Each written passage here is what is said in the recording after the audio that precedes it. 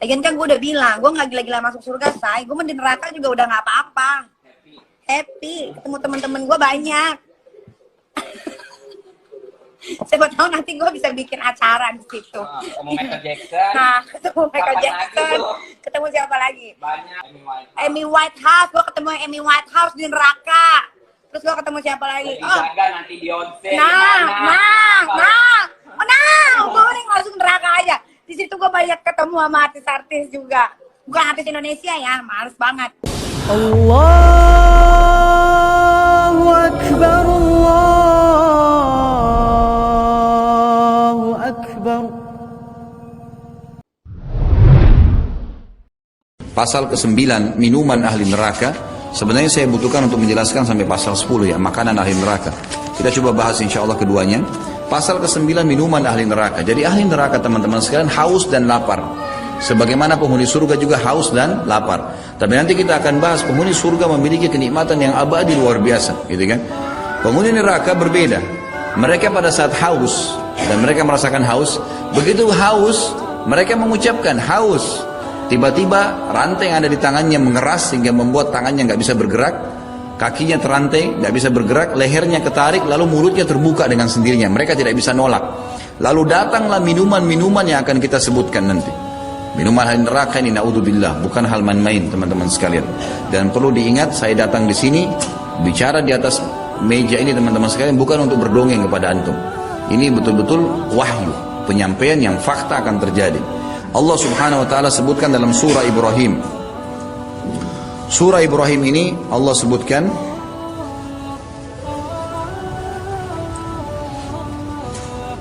surah nomor 14 ayat 15 sampai ayat 17. A'udzu billahi minasyaitonir rajim. Walanuskinnanakumul arda min ba'dihim dzalika liman khafa maqami wa khafa wa'id. Dan kami pasti akan menempatkan kalian di negeri-negeri yang sesudah mereka yang demikian ya. Yang demikian itu adalah untuk orang-orang yang takut kepadaku, kata Allah SWT, dan takut kepada ancamanku. Wastaftahu wa khaba kullu jabbarin anid, dan mereka memohon kemenangan atas musuh-musuh mereka, dan binasalah semua orang-orang yang berlaku sewenang-wenang. Lalu dikatakan di ayat 16-nya, min waraihi jahannam wa yusqa min ma'in sadid. Ini saksi bahasan kita. Dan di hadapan mereka setelah mereka kufur tidak mengikuti risalah kenabian, maka ada neraka jahanam dan akan diberi minum dari air nanah. Dari air nanah. Ayat 17-nya, yatajarra'uhu wa la yakadu yusiguhu wa ya'tihi al-mautu min kulli makanin wa ma huwa bimayyit wa min waraihi adzabun ghalidh. Mereka akan diminumkan air nanah itu dan hampir dia tidak bisa menelannya. Karena jijik sekali dengan nanah itu, tapi dia harus minum, gitu kan? Dia berusaha menahannya. Ada orang biasa kalau minum dia cuma berusaha nahan, tapi karena memenuhi mulutnya, maka akhirnya masuklah nanah tersebut memenuhi tubuhnya. Dan pada saat itu dia melihat kematian datang kepadanya dari segenap penjuru, tapi dia tidak bisa juga mati, karena kematian cuma satu kali. Ya, bayangkan orang kalau keselak dengan minuman saja, walaupun minuman itu manis sudah susah, dia harus batuk, dia susah bernafas. Bagaimana dengan nanah yang banyak sampai memenuhi perutnya? Kata ulama tafsir, makna ayat 17 ini penuh sampai ke tenggorokannya, akhirnya penuh dan dia susah bernafas. Sudah baunya nggak enak, rasanya nggak enak, kemudian sesak napas, maka dia melihat kematian datang dari seluruh penjuru. Seperti dia orang sudah mau mati tapi tidak bisa mati, kata Allah. Dan di hadapan mereka masih ada azab yang lebih berat daripada itu. Bukan cuma itu, nanti ada ragam-ragam azab yang lain. Kemudian dalam ayat yang lain Allah Subhanahu wa taala menyebutkan dalam surah Al-Kahfi ayat 29. Dalam surah Al-Kahfi ini Allah Subhanahu wa taala berfirman, a'udzubillahi minasyaitonir rajim. وَقُلِ الْحَقُّ مِنْ رَبِّكُمْ فَمَنْ شَاءَ فَلْيُؤْمِنْ وَمَنْ شَاءَ فَلْيَكْفُرْ إِنَّا أَعْتَدْنَا لِلظَّالِمِينَ نَارًا أَحَاطَ بِهِمْ سُرَادِقُهَا وَإِنْ يَسْتَغِيثُوا يُغَاثُوا بِمَاءٍ كَالْمُهْلِ يَشْوِي الْوُجُوهَ بِئْسَ الشَّرَابُ وَسَاءَتْ مُرْتَفَقًا. Dan katakanlah kepada mereka, hai Muhammad, kebenaran itu datang dari Tuhanmu, nggak ada yang salah lagi, ikutin ini pasti akan selamat.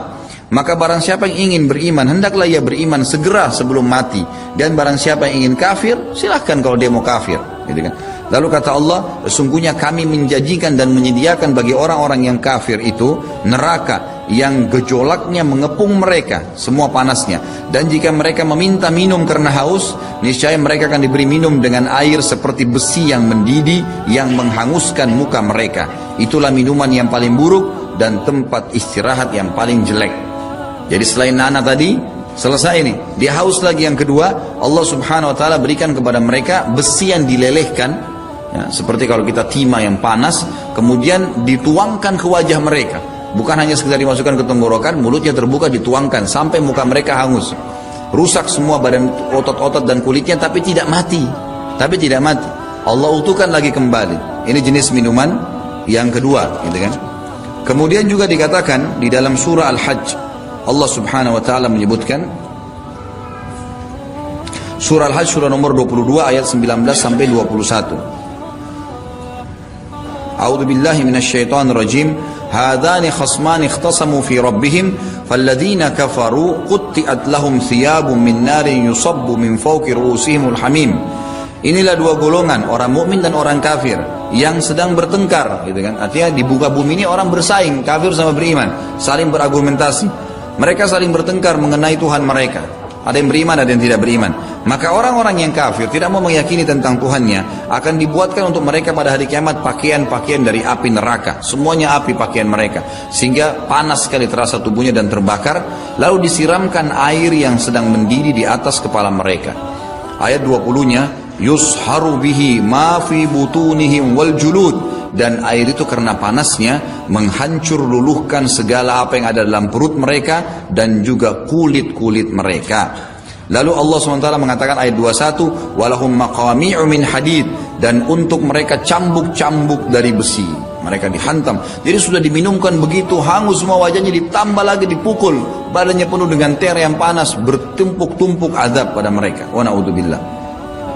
Allah mengatakan ayat 22, kullama aradu an yakhruju minha min ghammin u'idu fiha wa dhuqu adzabal hariq. Setiap kali mereka hendak berusaha mau lari keluar dari neraka jahanam lantaran kesengsaraan yang bertubi-tubi pada mereka, niscaya mereka tetap akan dikembalikan ke dalamnya dan akan dikatakan kepada mereka oleh para malaikat penjaga, rasakanlah azab yang membakar ini. Ini ayat-ayat Al-Quran. Hadis Nabi SAW diriwayatkan oleh Imam Tirmidzi dan dikatakan hadis hasan gharib sahih. Abu Hurairah lalu mengatakan, meriwayatkan dari Nabi SAW, innal hamima la yusabbu ala ru'usihim fayanfudul hamimu hatta yakhlusa ila jawfi fayaslitu ma fi jawfi hatta yamruqa min qadamai wa huwa as-sahru thumma yu'adu kama kan. Air panas benar-benar dituangkan di atas kepala mereka. Lalu air panas itu menembus hingga ke perut mereka, lalu memotong-motong segala sesuatu yang ada dalam perutnya hingga keluar dari kedua telapak kakinya. Air tersebut meleleh, membawa seluruh anggota tubuhnya meleleh sampai ke kakinya. Kemudian dikembalikan seperti sedia kala. Terus begitu lagi, diulangi lagi. Bertumpuk-tumpuk azab. Kata ulama, yang dimaksud sebenarnya dengan macam-macam azab ini, Allah subhanahu wa ta'ala bisa mensilih gantikan azab ini, atau memang Allah campurkan. Bukan mustahil ter lagi melengket di badannya dengan panas, Allah tuangkan mereka dengan nana, lalu kemudian Allah isikan dengan air yang mendidih, besi yang meleleh, dan seterusnya. Azab di atas azab. Wa na'udzubillah, ya. Kemudian dikatakan juga dalam surah Yunus ayat 4, Allah subhanahu wa ta'ala berfirman, ilaihi marji'ukum jami'a wa'dallahi haqqan innahu yabda'ul khalqa thumma yu'iduhu liyajziyal ladzina amanu wa 'amilus solihati bil qista wal ladzina kafaru lahum syarabun min hamimin wa 'adzabun alimun bima kanu yakfurun. Hanya kepada Allah lah pasti kalian akan dikembalikan. Meninggal akan kembali pada Allah pencipta. Sebuah janji yang benar dari Allah. Sesungguhnya Allah menciptakan makhluk pada permulaannya, kemudian mengulanginya kembali, menghidupkan mereka pada hari kiamat sesudah mereka meninggal, agar dia Allah memberikan balasan kepada orang-orang yang beriman dan mengerjakan amal soleh dengan sebaik-baiknya dan penuh keadilan. Dan untuk orang-orang kafir disediakan minuman yang panas dan azab yang pedih disebabkan karena kekafiran mereka.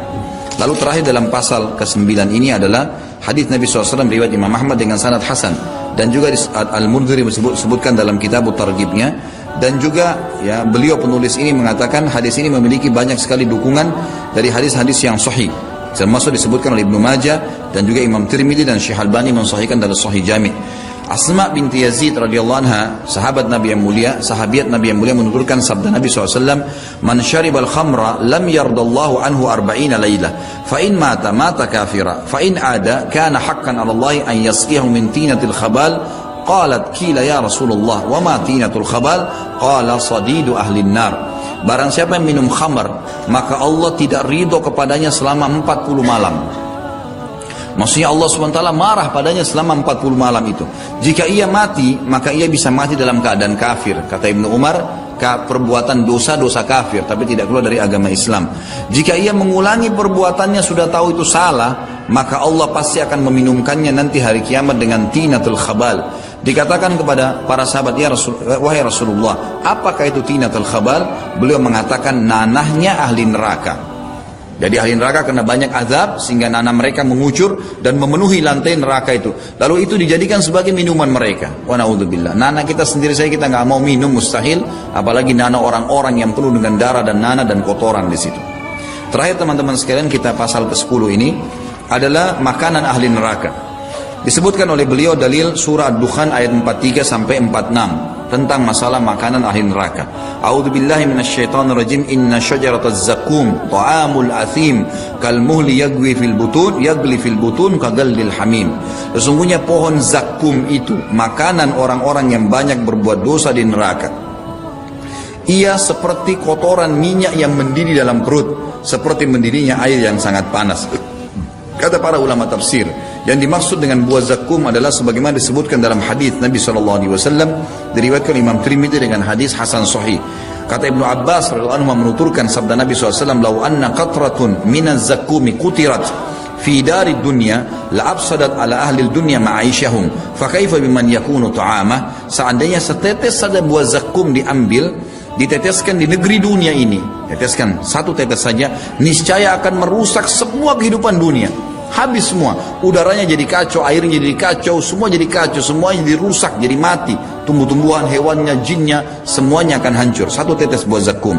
Kata Nabi SAW, seandainya setetes zakum diteteskan di negeri dunia, niscaya akan merusak kehidupan seluruh dunia ini. Lalu bagaimana halnya dengan orang yang jadi makanan hariannya? Dimakan, buahnya utuh. Kemudian dikatakan dalam ayat surah Al-Haqqah, dalam surah Al-Ghashiyah ayat 6, Allah SWT mengatakan, "Laisa lahum ta'amun illa min dari'." Mereka tidak memperoleh makanan selain dari pohon yang berduri, gitu kan? Disebutkan para ulama tafsir, digabungkan dengan surah Ad-Dukhan tadi, buah zakum adalah buah yang hitam, kemudian memiliki duri-duri yang banyak. Sehingga buah ini pada saat ahli neraka lapar, mulutnya terbuka, tangannya terkunci dan kakinya, lalu kemudian dimasukkan zakum secara paksa. Pohon zakum ini buah yang sangat keras, melebihi kerasnya besi, sehingga dia berputar masuk ke tenggorokannya, merobek semuanya sampai keluar dari perutnya lagi kembali. Dan ditambah lagi cairannya, pada saat dia masuk ke dalam perut, dia akan berubah menjadi cairan, ada cairannya keluar seperti kotoran minyak yang mendidih. Wa na'udzubillah. Ini makanan mereka, gitu kan? Jadi ini sangat luar biasa bagaimana Allah Subhanahu wa taala menyebutkan makanan mereka. Bahkan dalam surah Al-Muzammil ayat 12 Allah Subhanahu wa taala mengatakan yang maknanya adalah dan makanan, karena sesungguhnya pada sisi kami ada belenggu-belenggu yang berat dan neraka yang bernyala-nyala dan makanan yang menyumbat di kerongkongan dan adab yang pedih. Kata ulama tafsir, menyumbat di kerongkongan maksudnya adalah karena besarnya buah zakum sampai memadat di tenggorokan mereka. Bahkan sebagian ulama mengatakan lebih sempurna makna daripada minuman dan makanan adalah pada saat Allah Subhanahu wa taala menumpahkan nana, ya, masukkan ke dalam tubuh mereka, air yang mendidih dicampurkan, buah zakum juga dipaksakan masuk, sehingga betul-betul menghancurkan semuanya. Tidak mungkin orang makan dan minum dalam satu waktu, tapi terjadi itu pada ahli neraka. Wa na'udzubillah. Ini hal yang luar biasa, yang sudah semestinya sudah cukup untuk membuat kita hati-hati dari adab itu, teman-teman sekalian. فبأي آلاء ربكما تكذبان رب المشرقين ورب المغربين فبأي آلاء ربكما تكذبان